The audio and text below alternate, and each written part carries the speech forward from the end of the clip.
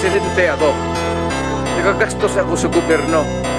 Bakit ako magbubuhay sa mga putang inang yan? Eh kung yung pera na ipapakain ko dyan sa preso, ibigay ko na lang doon sa mga tao dyan sa walang bigat. So mas okay Walang kung trabaho. patayin sila kaysa Wala ipreso akong sila. pakialam dyan sa kriminal, ma'am. So thank you for making that of record. Pakialam sa kriminal kung saan silang impernong gusto nilang pumunta. Well, To make your own history in this planet. yes, Mr. Yun ang Chair. gusto nilang mangyari. Doon sila sa impyerno at doon tayo magkita. Well, Mr. Chair, wala namang jurisdiction ng Senado sa impyerno.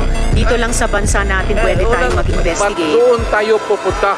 Well, wala po akong ambisyon pumuntang impyerno pa. Pero Mr. Chair, ang Hirain punto kita, lang ma'am. nito,